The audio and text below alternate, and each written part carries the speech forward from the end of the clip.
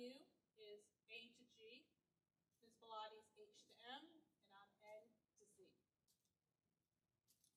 So tonight we are going to discuss these topics. We have a Google Classroom. The kids should already be on it. If they're not, remind them to get on, and you as parents can also get on using that. There's a code. On the next slide. Okay. Next slide. We're going to talk about building the college list, Naviance, college visits and college fairs, as well as SAT, ACT, and the Common App. So there's the code. So if you want to get on to the 2023 Google Class, there's the code.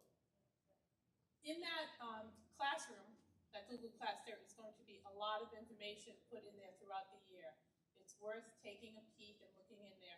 Students are pretty familiar with the fact that sometimes we even send forms through there, surveys, different things, but also what you'll start to see a lot of at the beginning of the year is information about what colleges are visiting, different reps that come and talk to the kids, and usually those are small group situations.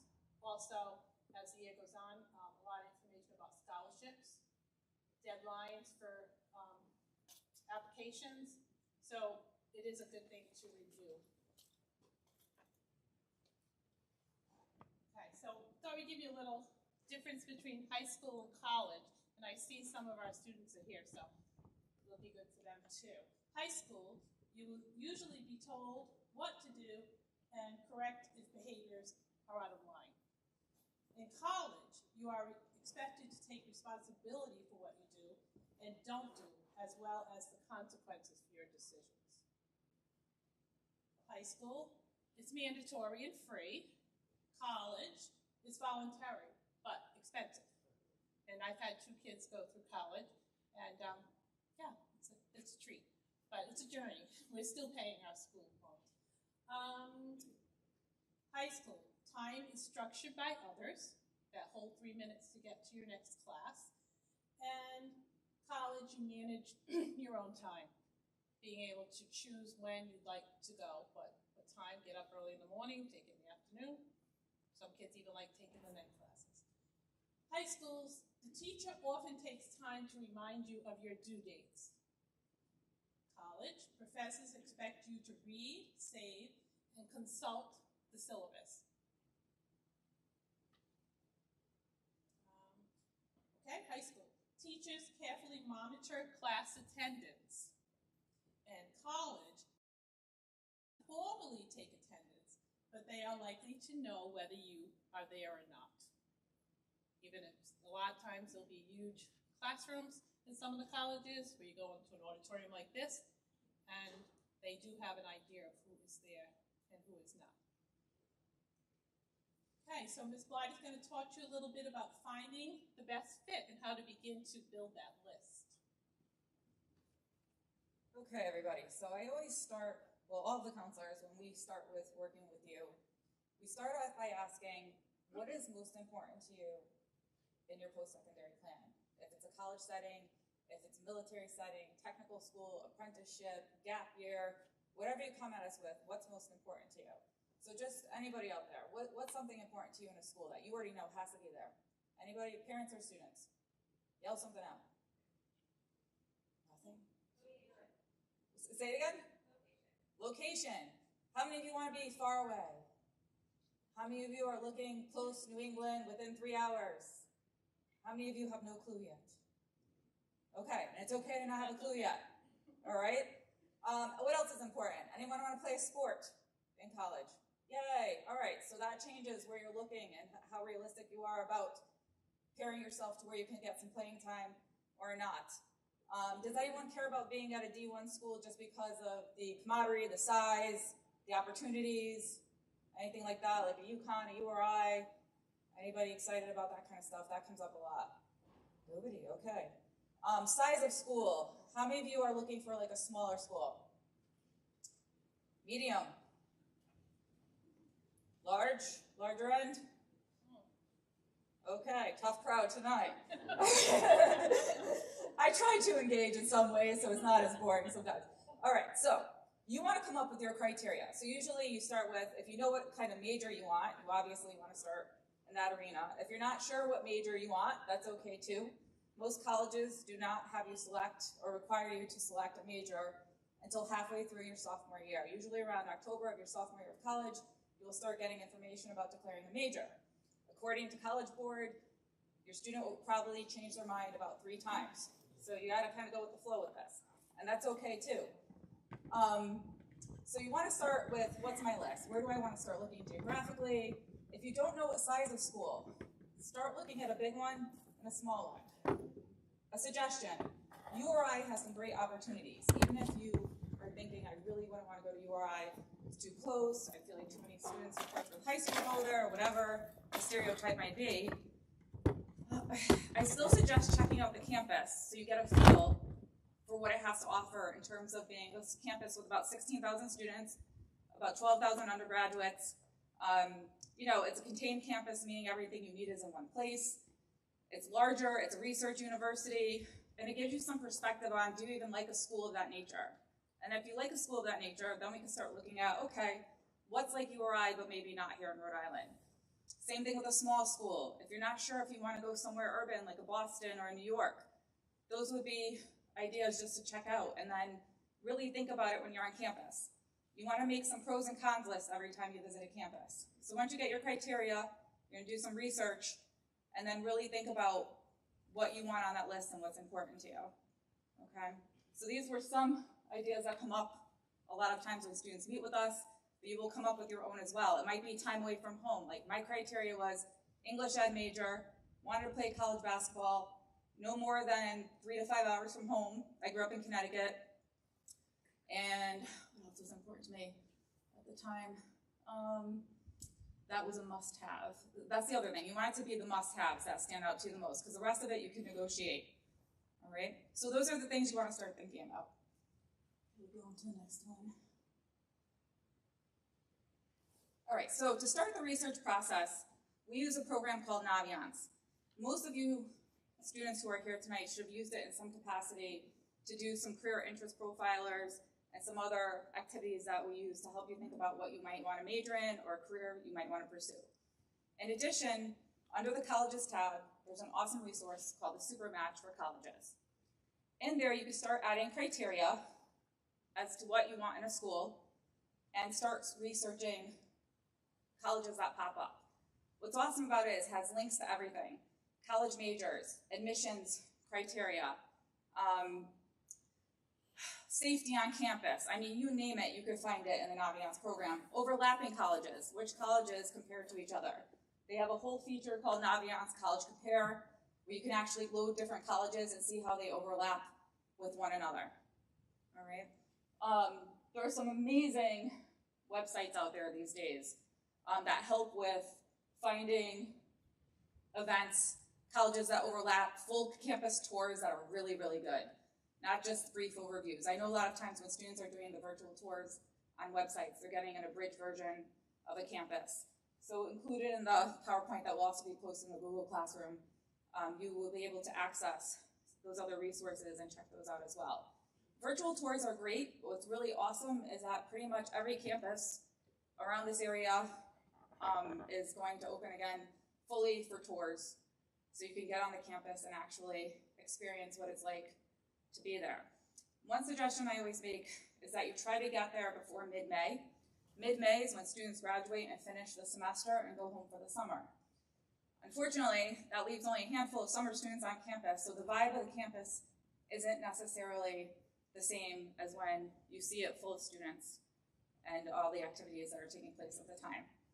It's okay to still visit in the summer if that's the only time you can go, or after May. But my suggestion would be to try to head back again if you've had an interest in this campus after you visited it, to check it out again with the full campus in session and really see what it's like when everybody's in action.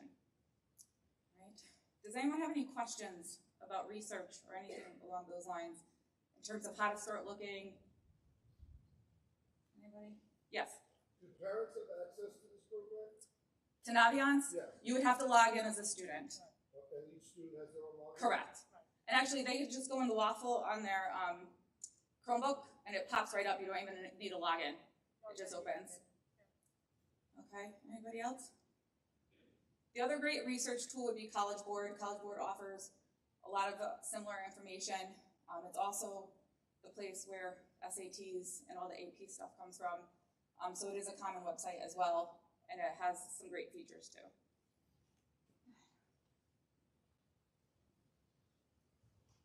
All right, so that brings us to the SAT and the ACT. We are offering the SAT for free at Portsmouth High School on April 14th. It is also our state test, so it's a pretty cool deal. You're covering state testing and getting a free SAT. The majority of the colleges are still going SAT optional for the class of 2023, which is pretty amazing, including URI. However, more and more colleges are starting to go back to the SAT with this fall semester. So part of your research would include which schools are including SATs and ACTs and which ones are not. So some differences between the SAT and ACT and some similarities. They're both the same in terms of standardized testing. If the college accepts SAT, they accept the ACT and vice versa. They're graded completely differently. The ACT is graded on a 36. It takes about 60 seconds a question. There are about 30 more geometry examples on it. The SAT is about 93 seconds a question. The ACT also has a science section. When people see science, they often go to biology, chemistry, physics. It's actually a problem-solving science section. So if you're someone who does a lot of the engineering, if you're really great at statistics and thinking outside the box, physics, that kind of stuff, it is a little physicsy, like from freshman year, you would probably do well on the ACT too. So if you know you have colleges that are looking for test scores and you get your SAT scores back in April, because I think you need a baseline. So if you take this test in April, get your scores. From there, you can kind of determine, do I need to take the SAT again? Should I take an ACT? And that's where your counselor will really come in and help guide you in that process. So a lot of times a question will come up, what's a good SAT score and what's a bad one? So it depends. My answer back will always be, where are you applying? So the example I use is Harvard because it's glaringly obvious. Last year, Harvard accepted 4.2% of their students. Their average SAT score was a 1510. They don't even break down GPA when you look up GPA ranges. It just says 98% of the students rank in the top 10% of the class.